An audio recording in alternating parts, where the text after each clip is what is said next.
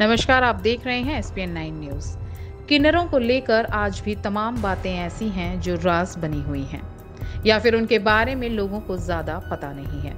इसी तरह से एक बात को हमेशा कौतूहल का विषय बनी रहती है कि आखिर किन्नरों का अंतिम संस्कार किस तरह से होता है। जैसे अंतिम संस्कार को लेकर हर धर्म में अलग अलग रीति रिवाज हैं। एक तरफ जहां हिंदू धर्म में शवों को जलाया जाता है, तो वहीं मुस्लिमों और ईसाई धर्म में शवों को दफनाया जाता है। लेकिन ट्रांसजेंडर यानी कि किन्नरों के अंतिम संस्कार की रस्म अदायगी का अलग ही तरीका है।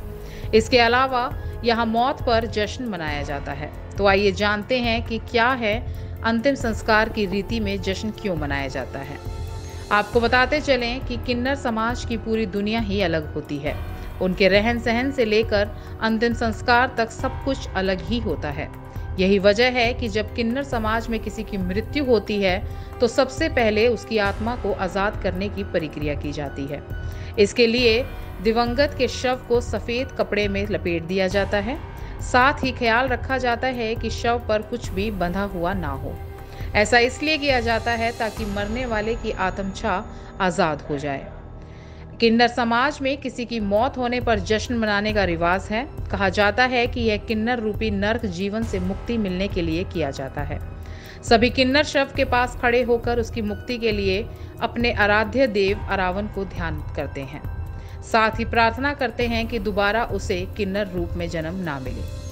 वहीं इसके अलावा दान पुण्य किया जाता है। जानकारी के मुताबिक किन्नर समुदाय शव यात्रा निकालने से पहले शव को जूते चप्पलों से पीटते हैं।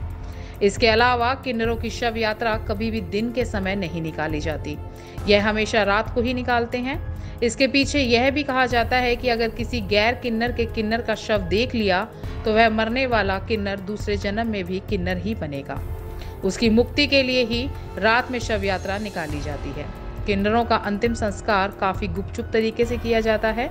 कहा जाता है कि किन्नरों को भी जलाया नहीं जाता। इनके समुदाय में भी शवों को दफनाने की परंपरा चली आ रही है।